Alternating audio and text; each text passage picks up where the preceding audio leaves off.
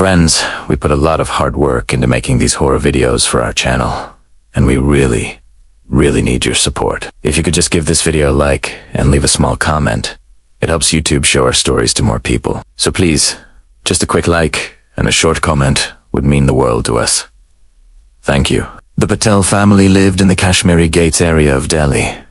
There was Mahesh, his wife Parvati, and their two daughters, Naina and Chitra. Mahesh's older daughter, Naina, worked at a news agency, while the younger one, Chitra, was still in college. Like any other day, Naina started getting ready for work one morning, but as she did, she noticed strange marks all over her body. These weren't just any marks. They looked like someone had scratched her. What are these marks? Could it be some kind of allergy? I'll make sure to see a doctor today and get some medicine. Just then, her mother called out, "Naina, come have your breakfast, or you'll be late." Naina replied, "Just a minute. Mom, I'm coming." She didn't think much more about the marks and continued getting ready. As she was about to leave, she told her mom, "Mom, I'll have breakfast at the office today. I just don't feel like eating right now." Hearing this, her sister Chitra looked at her. Naina seemed really tired. "Are you okay, sis?" Chitra asked.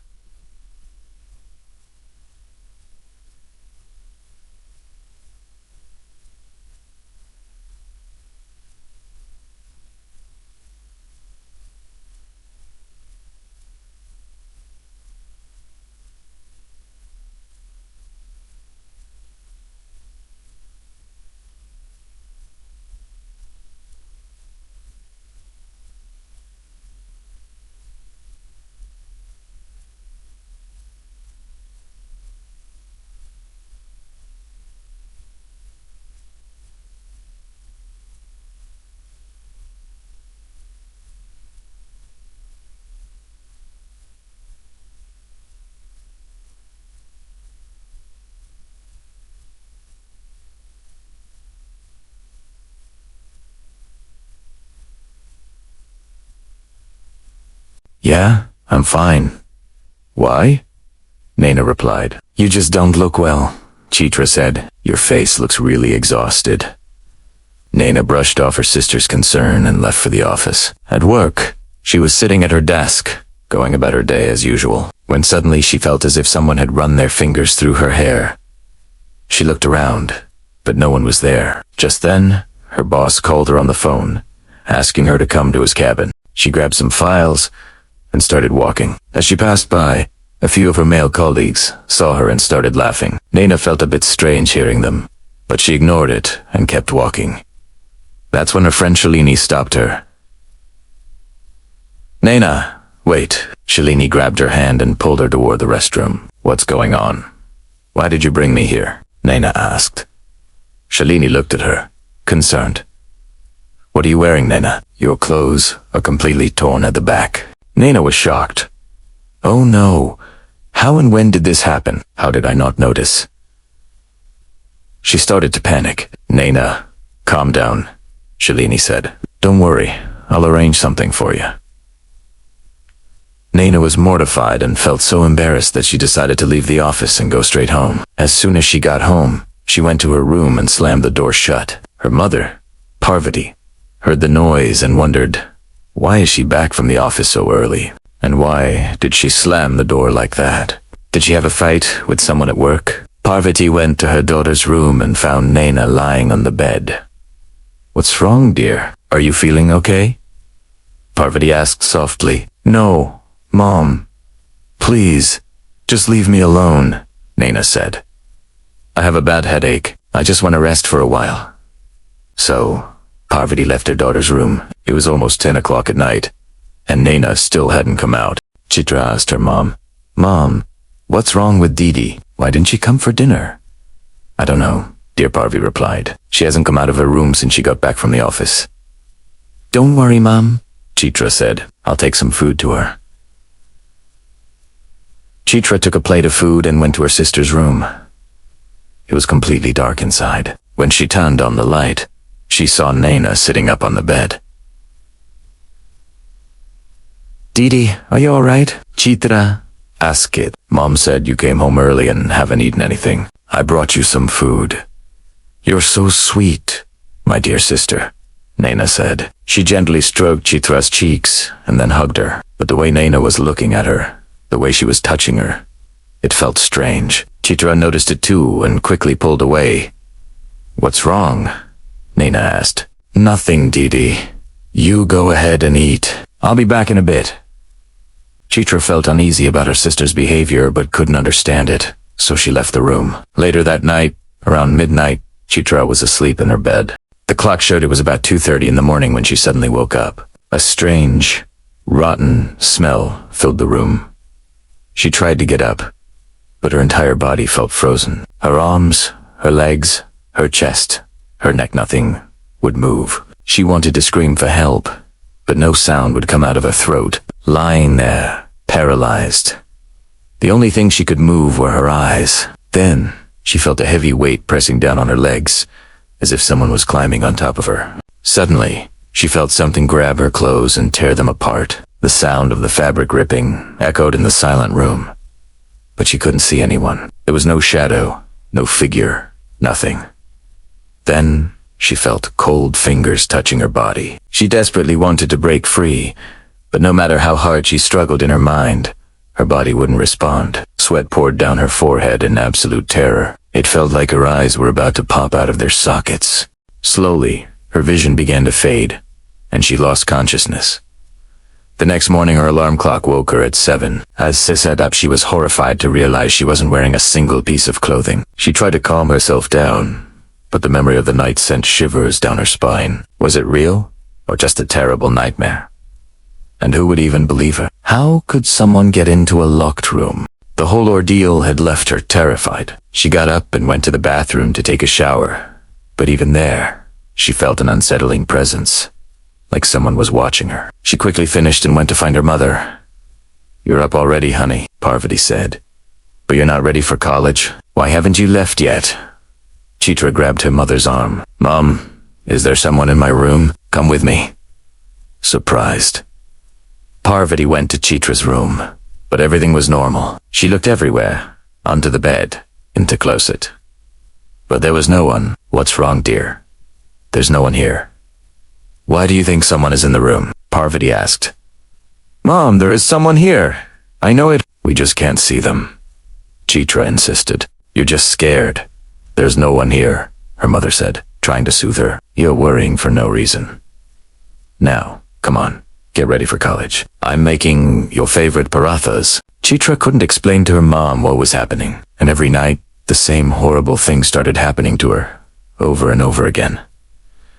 She felt completely helpless. Her mental state started to decline rapidly. She stopped talking to anyone, stopped meeting her friends, and just stayed in her room, crying. Her body was covered in new scratches and wounds, as if someone was clawing at her every single night. Seeing Chitra in this state, Parvati became extremely worried. She was always alone, not going to college, not talking to anyone. Finally, her mom decided she had to get through to her. Parvati went into Chitra's room. "What is it, my child? Tell me what's bothering you," she pleaded. "You won't understand, Mom," Chitra sobbed. "And even if I try to explain, you won't believe me. It's better if you just leave me alone." "No, my child, I do believe you," Parvati insisted, holding her. Trust you. Now tell me, what's going on?" After her mom's reassurance, Chitra finally told her everything that had been happening to her. She even showed her mother the deep, painful wounds all over her body. Hearing the full story, Parvati was overcome with fear. She finally understood the true horror her daughter was facing. They felt that whatever was happening wasn't just some small incident. There had to be some invisible force behind it all. So, without wasting any time, they called a tantric Baba they knew and asked him to come over as soon as possible. The next morning, the tantric Baba arrived at their house. Chitra was terrified, but her mother held her close and stood by her side, offering her comfort. The Baba looked at Chitra, but didn't say a word. Instead, he began sprinkling holy Ganges water all over the house, cleansing every single room. As he entered one of the rooms, he paused and asked, "Whose room is this?" Parvati replied, "Babaji, this is my elder daughter Nana's room." At this point, Nana was still in her room, Unaware of what was happening, her father decided it was time to bring her out. "Naina, come outside, dear." Naina stepped out, looking confused. "Dad, who is this?" she asked, gesturing toward the Baba. "Son, this is a very respected holy man. He's come to our house for purification." Naina scoffed. "Purification? Why, Dad, you know very well how fake these so-called holy men are." "You should send him away from here right now." Her father was taken aback. "Son, why are you saying that? Not everyone is the same." Hearing Nana's outburst, the Baba simply smiled and looked at her, then asked everyone to gather in the main hall. "What did you think?" The Baba began, his voice calm yet firm. "You thought you could hide things from me? You're all worried about your younger daughter, but there's nothing wrong with her." Everyone exchanged confused glances. "No," he continued. "The problem is actually with your elder daughter. This spirit thinks it can confuse me by hiding inside your daughter's body, but perhaps it doesn't know who I am."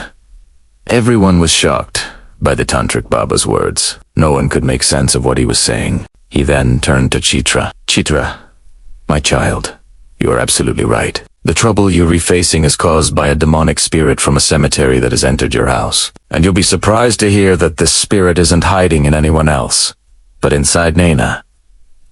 Naina immediately flew into a rage. "What are you doing, Dad? This man is a fraud. Get him out of here." "Listen to the nonsense. He's talking." The Baba turned his gaze back to Naina. "So, you think I'm a fraud? Fine. I will expose your truth to everyone right now." Saying this, the Tantric Baba took out a small pouch of ash from his bag and sprinkled it directly over Naina. A sinister voice, not Naina's, erupted from her. "Foolish.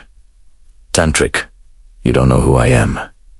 Even if you try, you can't harm me. You have no idea about my powers. Now, get lost." The Baba stood his ground. "No matter how strong your powers are, you're just an evil spirit troubling innocent humans." With that, he lit a sacred fire in a Haven Kunde and began chanting powerful mantras. Naina was forced to sit in front of the sacred fire, and as the Baba chanted, he sprinkled more holy water from the Ganges on her. For a moment, Naina became completely calm, sitting quietly with her head down. But then, a chilling, loud laughter erupted. Not from Naina, but from Chitra. A different voice spoke through her. "What did you think? It would be so easy to defeat me. No matter how hard you try, you won't catch me."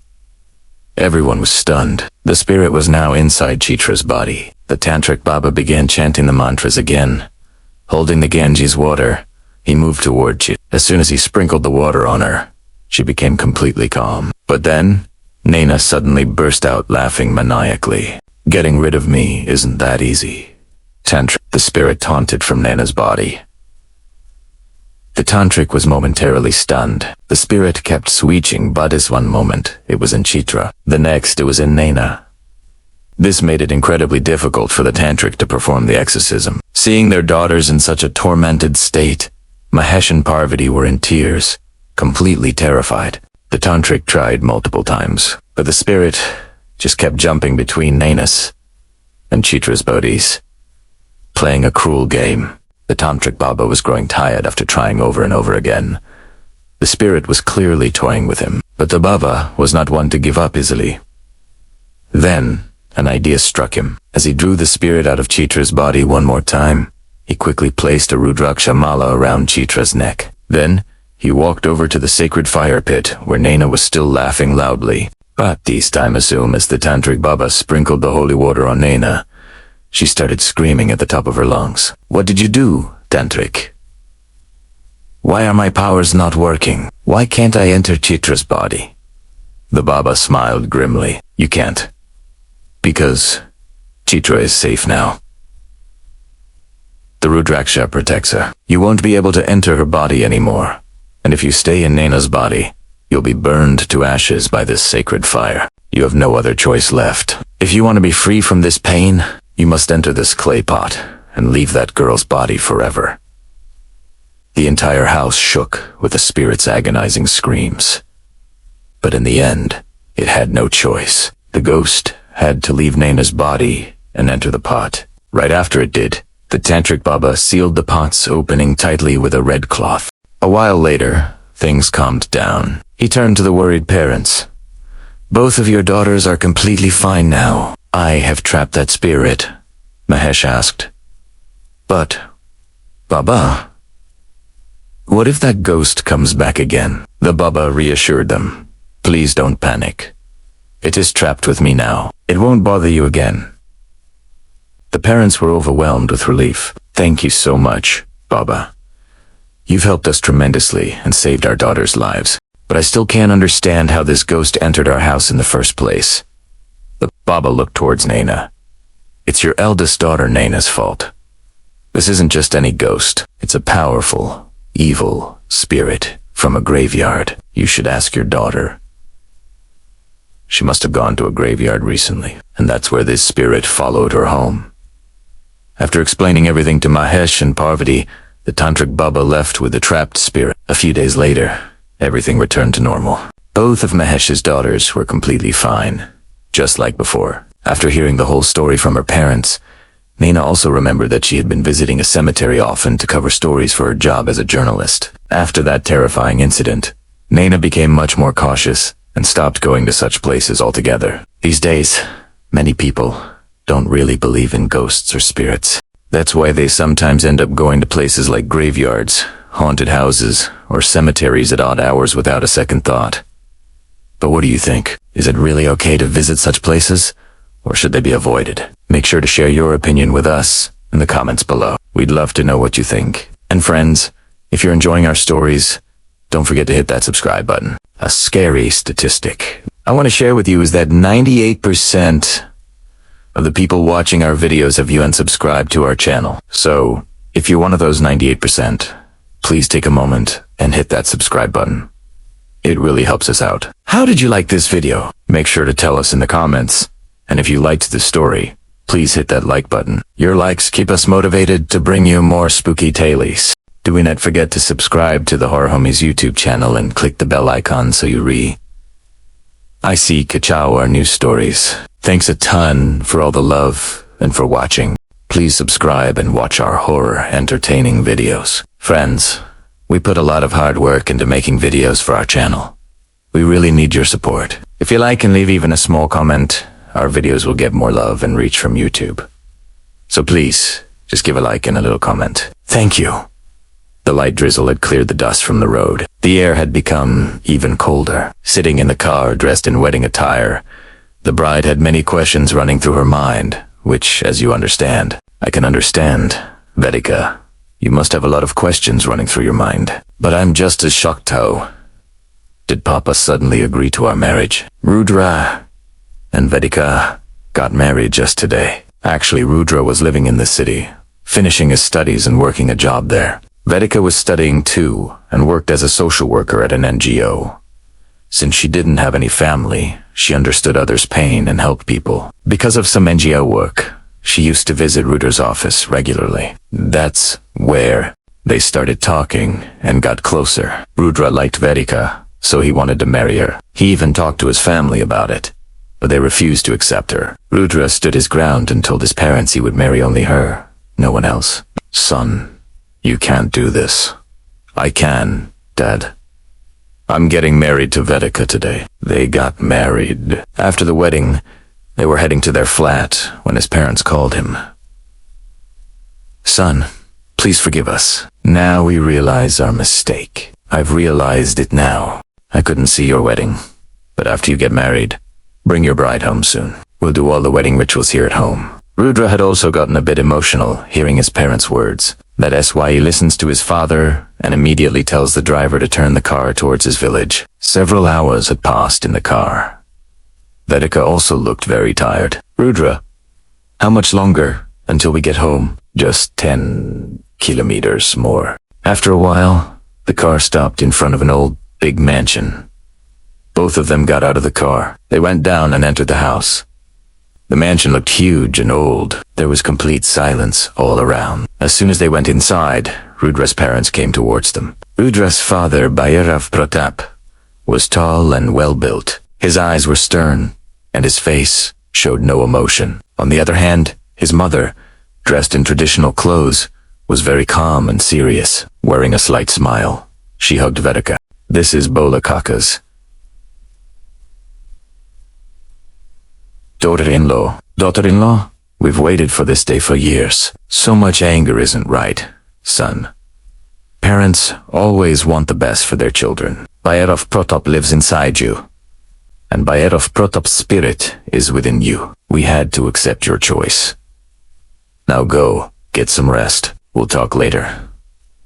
After that, both of them left. Sumitra is a city daughter-in-law.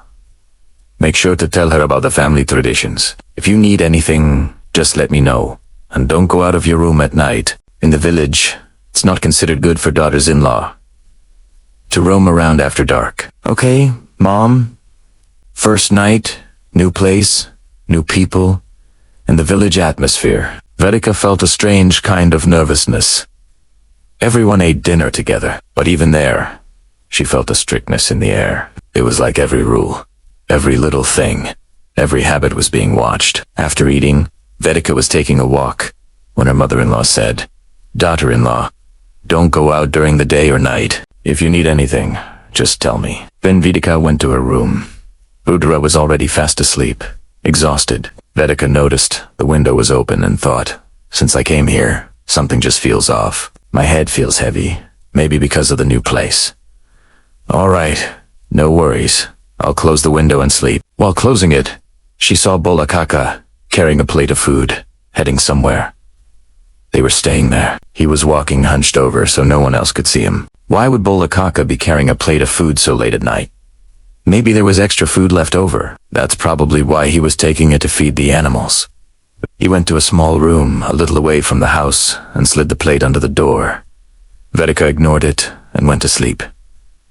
Next morning, here's Unolek. Use this to solve your village's water problem. Wow, Dad, you're doing such a great job, donating so much money just like that. No wonder God has blessed you with so much wealth. Property is given and kept giving. Not by God, son. It's a legacy from our ancestors. Rudra and Vedika found this a bit strange. That night, both of them were asleep. Suddenly, Vedika heard a weird sound. She got up and looked out the window to see Bola Kaka sliding a plate under the door in the same way as before.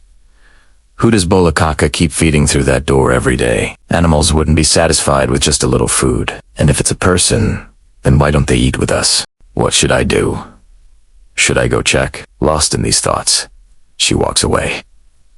The mansion, everything had gone completely silent. She slowly came down the stairs and headed towards that small room. When she got there, she saw a big lock hanging on the door, with lots of threads tangled around it. The whole place felt super creepy because, in the darkness, there were crickets chirping along with a bunch of other unidentifiable sounds enough to freak anyone out. She lifted the little window gate on the door and peeked inside, and what she saw made her soul shiver. It looked like her eyes were about to pop out.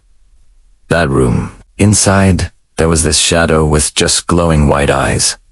It was super creepy. Vedika was about to freak out and fall back when Rudra caught her. "Hey Vedika, are you crazy? Why are you here?" "Good thing I was just heading to the bathroom. Otherwise I wouldn't have seen you." "Rudra. Rudra? Is someone there? Is someone there? Let's get out of here, Vedika. We'll talk later." Once they got to the room, Vedika told the Rudra everything. She was really shaken up. "Seriously, Vedika, never go there again. I know you've got a ton of questions about why Bola Kaka keeps going there every day to deliver food.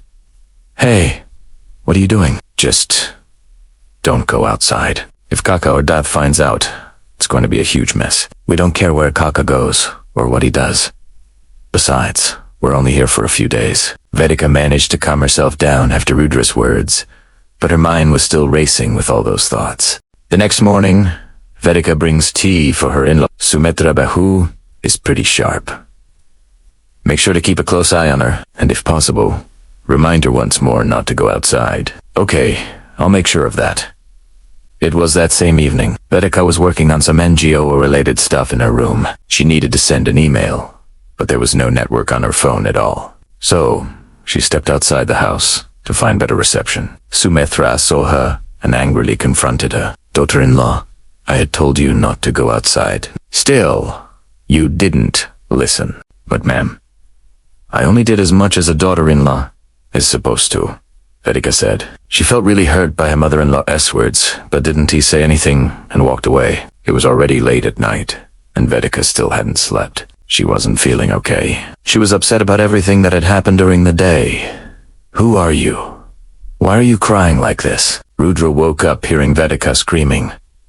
What's wrong, Vedika? Did you have a bad dream? Vedika was really scared. Rudra comforted her and told her to calm down. Rudra said, something's not right here. I don't know why, but something feels off. All right, just relax. We're here for a few days, for Mom and Dad's happiness. Don't stress. We'll be out of here soon. Now, go back to sleep. Hey, I had closed this window. How is it open? How are you? Rudra talked Vedika to sleep. What happened next day, daughter-in-law? Is something wrong? You look really sad. No, Mom.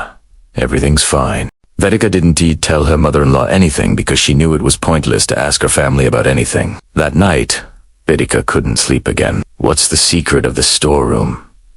That question kept running through her mind. Even today, she was standing by the window while Bola uncle was repeating the same things as usual. But she ignored him and went to sleep. Just like every day, Bola had already set the food out today too. Yeah, boss.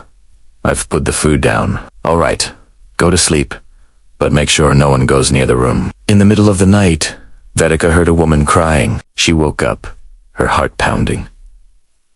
Who's crying? There's no other woman in this house except me and Mom. Whose voice is that?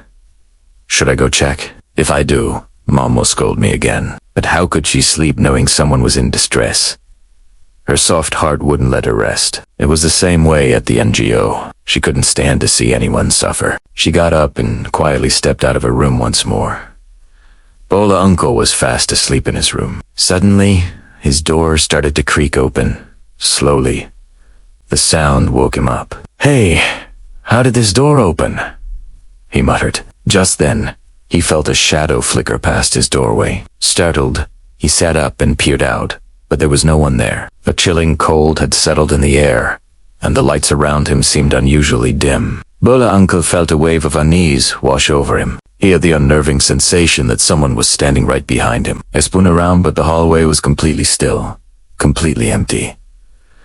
He let out a shaky breath of relief, but when he turned back, a terrifying figure stood right in front of him. Its eyes were completely white, its long hair flowing as if in an unseen wind.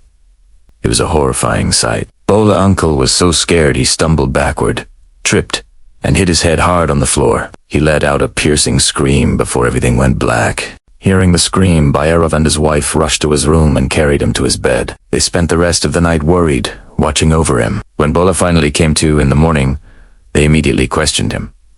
Bola, what happened? How did you end up unconscious last night? Bola's head throbbed. Just thinking about the previous night sent shivers down his spine.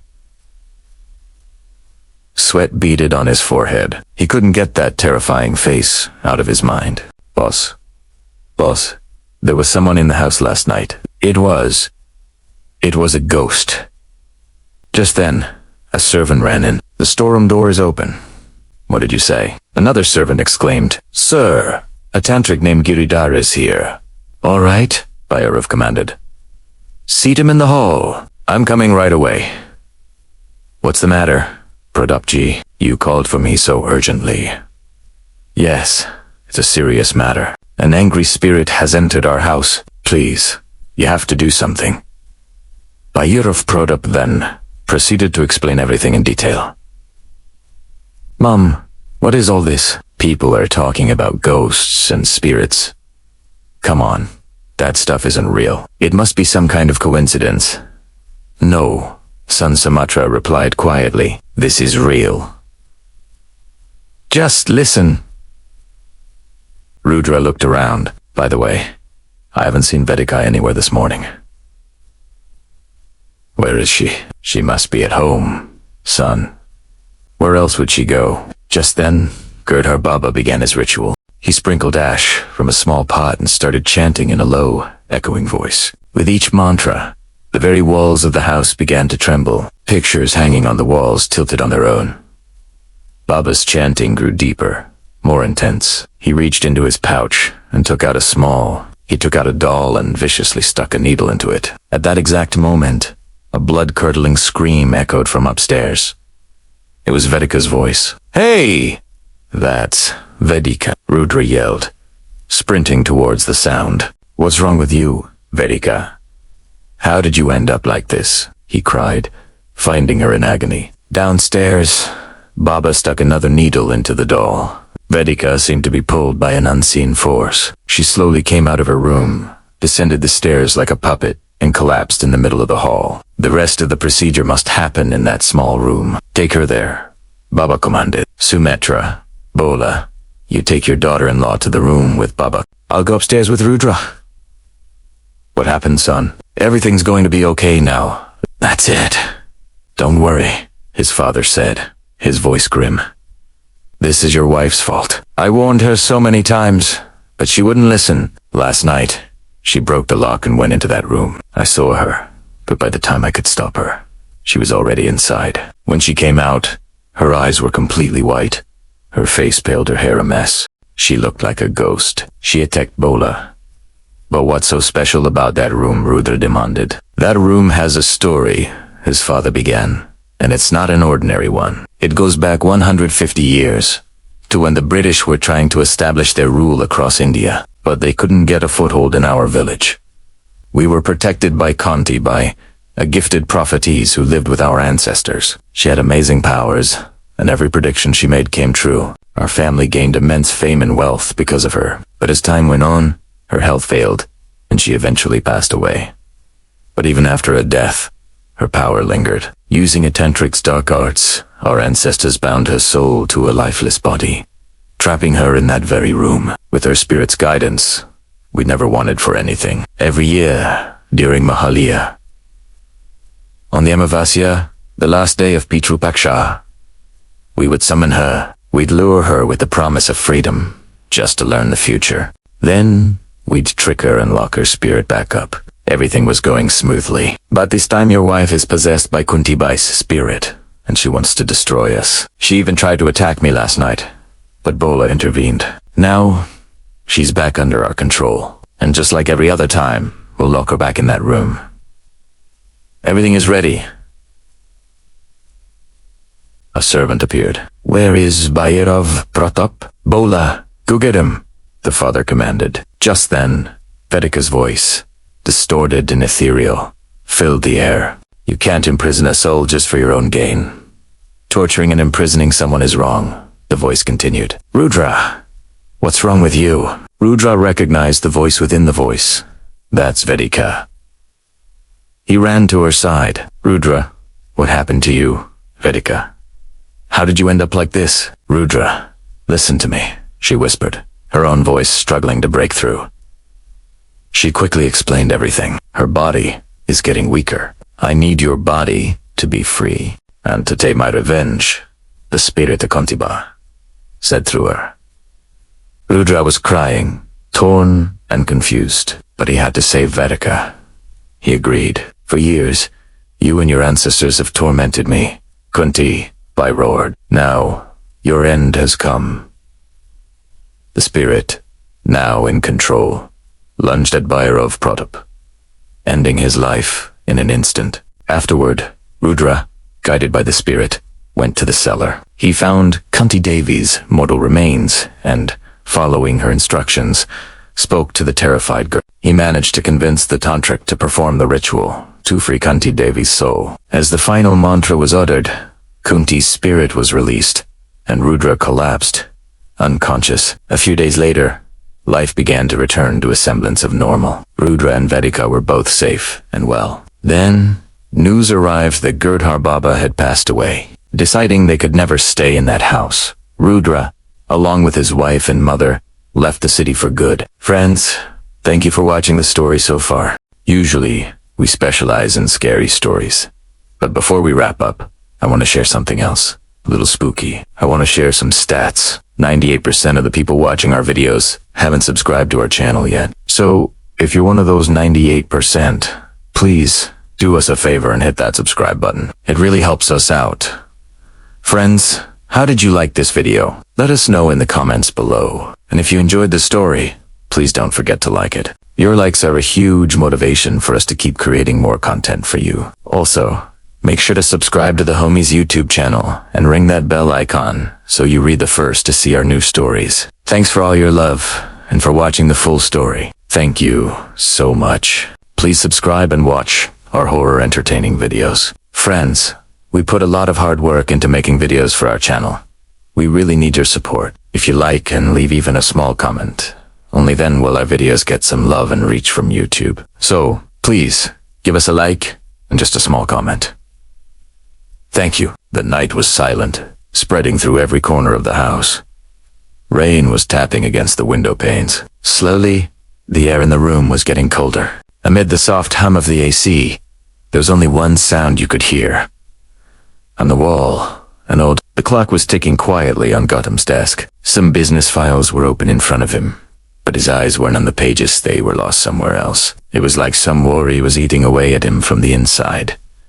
Gautam, about 45 years old, was a millionaire. His house had every luxury an average person could dream of. Yet, what was it that was gnawing at him deep down? His troubled expression showed it clearly. He sat with his head bowed.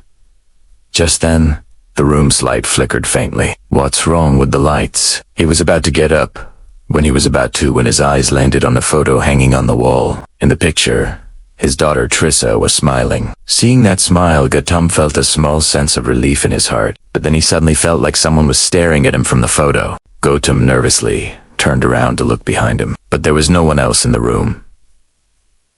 He let out a sigh of relief. Maybe I'm just too tired. I should get some sleep now. He lay down on the bed and closed his eyes. The clock showed 1:30. The silence in his room felt like a closed coffin. Just then, the pen on the table suddenly fell down on its own. There was a sound that made Gautam suddenly jump up. Then he noticed a strange smell spreading all around his room like the scent of wet hair mixed with earth. You could clearly see it on his face, like he recognized the smell. Sweat was dripping down his forehead. Even though the AC was on in a cold room, he was still sweating. Just then, the door to his room started to slowly open. A figure was standing there. "Who's there?" he asked, but got no answer. Nervously, he switched on the lights, but there was no one there. Yet, someone had just been standing there. Then where did he go? After that, he got up and went to check outside the room, but there was no one there. Seeing this, he breathed a sigh of relief. Then he turned back. But right then, a terrifying figure was standing right in front of him. Seeing it, his heart nearly jumped out of his chest. He screamed loudly. Hearing the scream, the house servant came running. "What's wrong, sir? Why are you shouting like that? Is someone there?" "Sir?" But when I came here, there was no one around. Hearing this, Gautam felt a bit worried. He calmed himself and went back to his room. Was all this just my imagination? Or was it real? Maybe I'm overthinking things, and that's why it's taking over my mind and heart. That night, Gautam calmed himself down and went to sleep. The next morning, he went to his daughter's room like he always did. His daughter, Trisha, was sitting sadly by her window. A few years ago, Trisha had an accident that left her parents. She couldn't do anything on her own. She had stopped laughing, smiling, and even talking. But over time, she's gotten a lot better. Now, she can slowly walk a little bit on her own. "Trisha, sweetheart, did you have breakfast? What's wrong? Why are you sitting so quietly, Dad? When will Sarika Didi come?" Hearing T's silence took over Gautam's face, like he had no answer to his daughter's questions. Then he called out to Trisha's caretaker, Suman. "Go take Trisha out for a little walk." Saying that, Gautam left for the office. He was driving his car to work, when suddenly, he saw in the rearview mirror a terrifying woman sitting behind him, her face looking really scary. "Sir? Why did you do that, man?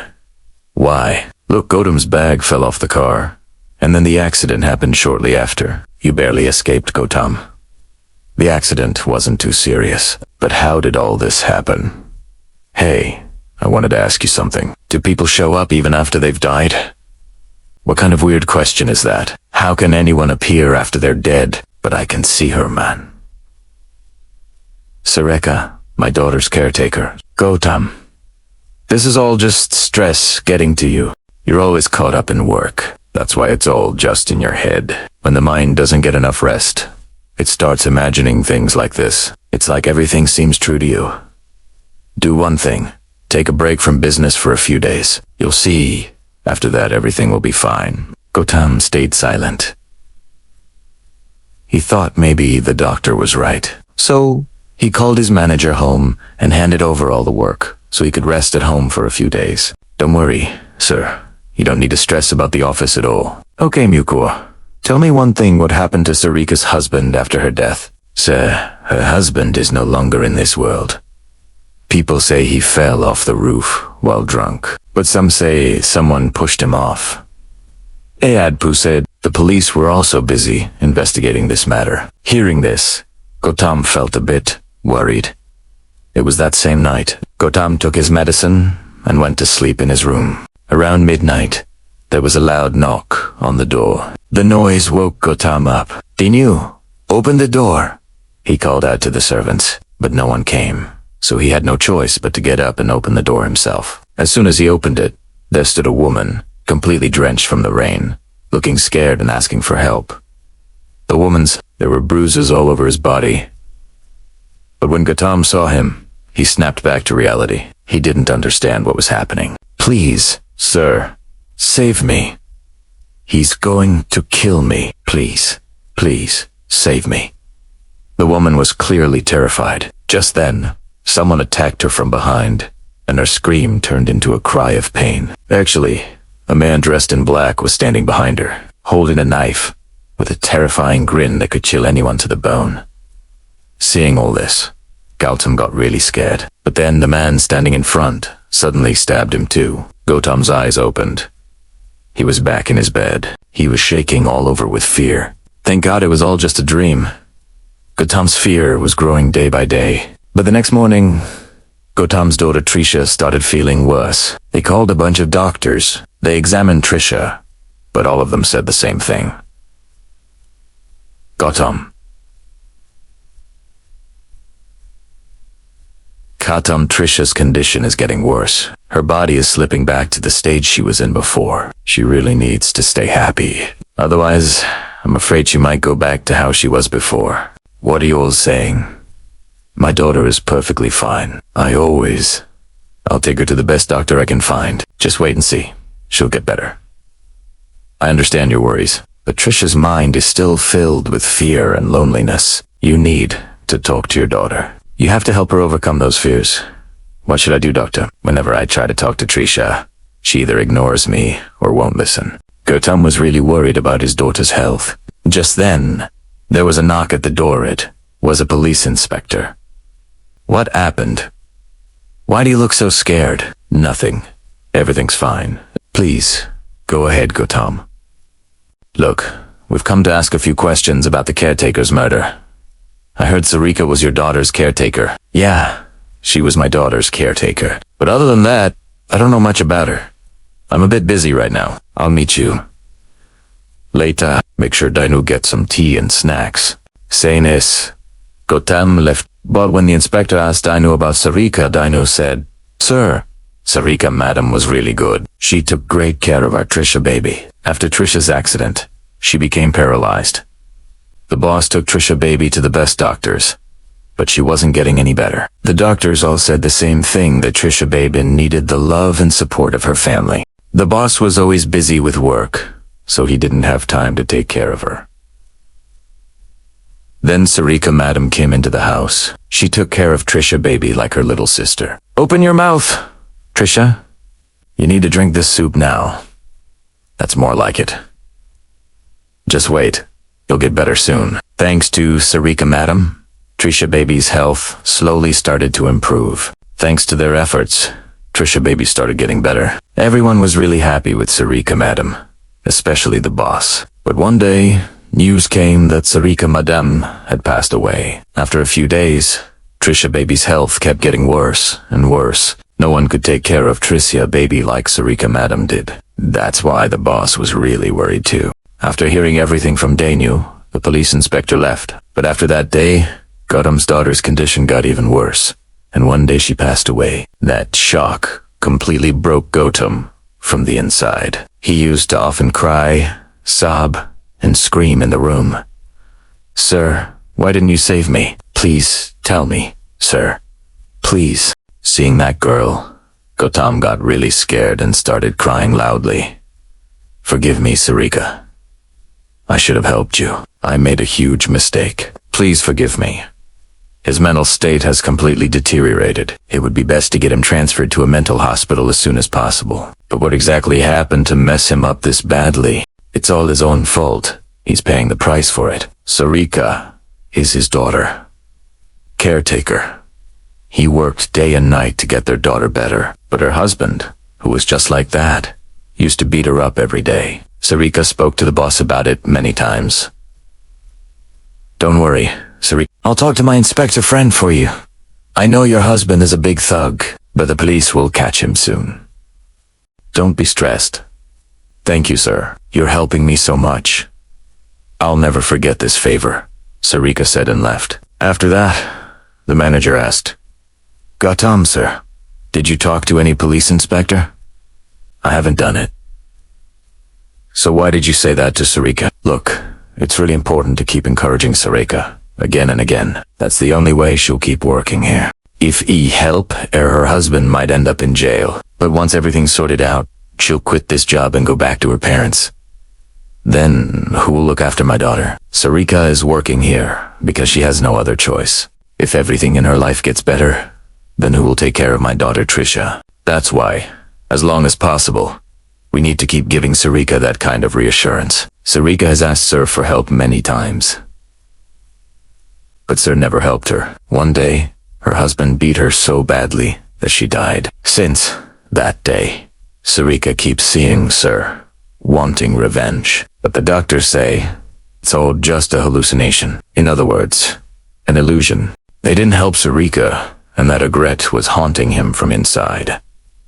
That's why he ended up like this today. Now, is it really a hallucination or Sarika's revenge? Let us know your thoughts in the comments, friends. And if you liked this story based on a true event, don't forget to give it a like. Hey friends, thanks for sticking around to watch the story. So, we usually make scary stories, but I want to share a scary statistic with you that 98% of the people watching our videos haven't even subscribed to our channel. If you're one of those 98%, please hit that subscribe button. Also, how did you like this video? Let us know in the comments. And if you enjoyed the story, don't forget to give it a thumbs up. Your likes really motivate us. And make sure to subscribe to the channel and hit the bell icon too, so you can be the first to see our upcoming story. Thanks a ton for loving our story and watching it all the way through.